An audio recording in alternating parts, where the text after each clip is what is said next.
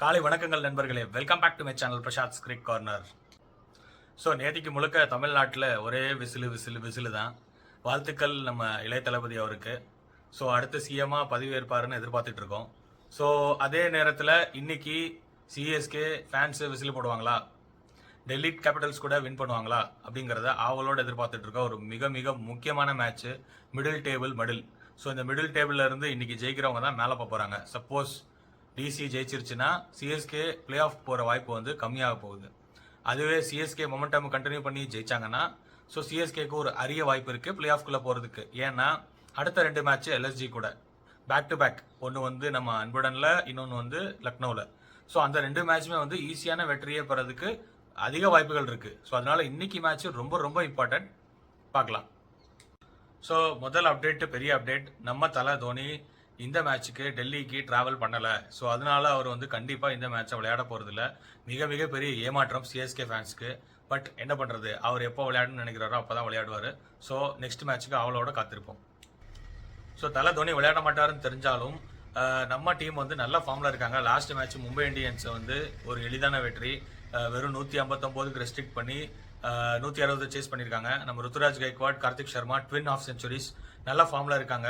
அதுவும் இம்பாக்ட் பிளேயராக ஒரு நம்பர் 4ல் இறங்கி கார்த்திக் சர்மா அடிச்சது வந்து அவருக்கும் டீமுக்கும் ஒரு பெரிய கான்ஃபிடன்ஸை கொடுக்கும். ஸோ அதனால இன்னைக்கு மேட்ச் வந்து நம்ம ஒரு அப்பர் ஹேண்டோட உள்ளே போகிறோம். ஸோ டீம் காம்பினேஷன் பொறுத்த வரைக்கும் வின்னிங் காம்பினேஷன் வந்து சேஞ்ச் பண்ண மாட்டாங்கன்னு எதிர்பார்க்குறேன். But you don't know, last time surprise கொடுத்தாங்க. பட் ஒன் ஃபோர்ஸ் சேஞ்ச் இருக்குது. ஸோ நம்ம ராமகிருஷ்ணா கோஷ் அப்படிங்கிறவர் லாஸ்ட் மேட்ச்சில் டெபியூ பண்ணியிருந்தாரு. ஸோ அவர் வந்து ஃப்ராக்சர் ஆயிடுச்சு, அவருக்கு பரிதாபமாக ஃப்ராக்சர் ஆகி is been ruled out of the season. So அதனால அவருக்கு பதிலாக கண்டிப்பாக ஃபோர்ஸ்டு சேஞ்ச் இருக்கும். குர்ஜப்னீத் டைரக்ட் வாபஸ் வரலாம், ரிட்டர்ன் வரலாம். இல்லை அப்படின்னா ஆகாஷ் மட்வால் ஒரு ஆப்ஷன் இருக்குது, அவரை இறக்கி அவரை டெபியூ கொடுக்கலாம். ஸோ யாரை ரீப்ளேஸ் பண்ணுறாங்கிறத பார்ப்போம். ஸோ மேட்ச் வந்து டெல்லியில் இருக்கிற அருண்ஜேட்லி ஸ்டேடியத்தில் நடக்குது. ஸோ வந்து ஒரு புது பிச்சில் விளையாட போகிறாங்கன்னு நியூஸ் இருக்குது. ஸோ அதனால டெல்லி வந்து ரொம்ப சின்ன ground. So it will be a big scoring match. Except Delhi அந்த 75 ஆல் அவுட் ஆனதை தவிர்த்து மற்ற எல்லா மேட்ச்லையுமே 200+ ஸ்கோர் அடிச்சிருந்திருக்காங்க. ஸோ அதனால வந்து நம்ம பவர் பிளே ரொம்ப இம்பார்ட்டன்ட் ஆகுது. ஸோ பவர் பிளேல நம்ம ராகுல், 10 நிமிஷம் அவங்களோட விக்கெட் எடுத்து நம்ம வந்து கொஞ்சம் மொமெண்டம் ஸ்டாப் பண்ணோம்னா ஓவரால் ஸ்கோர் கம்மியாக இருக்கும். ஸோ சேஸ் பண்ணுறதுக்கு ஈஸியாக இருக்க வாய்ப்பு இருக்குது. ஸோ அதே பக்கம் பார்த்தீங்கன்னா டெல்லியோட பவுலிங் வந்து இன்னும் ஸ்ட்ராங்காக இருக்குது. ஏன் அப்படின்னா Mitchell Starc is back. So Mitchell Starc வந்து டெல்லி கேபிட்டல்ஸ் லாஸ்ட் மேட்ச் விளையாண்டாரு, 3 விக்கெட் எடுத்தாரு, நல்ல ஃபார்மில் வந்திருக்காரு, நல்ல ரெஸ்டோட வந்திருக்காரு, ஃப்ரெஷ்ஷாக இருக்காரு. ஸோ அவரோட பவுலிங்கை வந்து நம்ம சஞ்சு சாம்சன், ருத்ராஜ் கெய்க்வாட் பவர் பிளேயில் எப்படி ஹேண்டில் பண்ணுறாங்க, எவ்வளோ ஸ்கோர் அடிக்கிறாங்க அப்படிங்கிறது தான் மேட்சோட அவுட்கமாக வந்து தீர்ணிக்க போகுது அப்படிங்கிறது என்னோட பலமான கருத்து. ஸோ அதான் நம்ம சைட் பவுலிங் பார்த்தீங்கன்னா அதே பவுலிங் யூனிட் தான். மேபி குர்ஜப்னீத் வாபஸ் ரிட்டர்ன் வர வாய்ப்பு இருக்குது. மேபி அகில் ஹுசைன் திருப்பி வரலாம், பிரசாந்த் வீருக்கு. பட் அவங்க வந்து பேட்டிங் வந்து பலப்படுத்தணும் அப்படிங்கிறதுக்காக தான் லாஸ்ட் மேட்ச்ல வந்து பிரசாந்த் வீரையும் நம்ம ராமகிருஷ்ண கோஷையும் இறக்கி விட்டுருந்தேன்னு சொல்லியிருக்காங்க. ஸோ மேபி சேஞ்ச் பண்ணலாம் வாய்ப்பு இருக்குது. பட் டீம் அனௌன்ஸ்மெண்ட்டில் பார்ப்போம். ஸோ இன்னொரு மேட்சை பார்த்தீங்கன்னா டிசி கேபிட்டல்ஸோட captain Axar Patel versus Ruturaj Gaikwad and Sanju Samson. அவர் வந்து நல்ல மேட்சப் வச்சிருக்காரு. அவங்கள 2-3 தடவை அவுட் ஆக்கியிருக்காரு.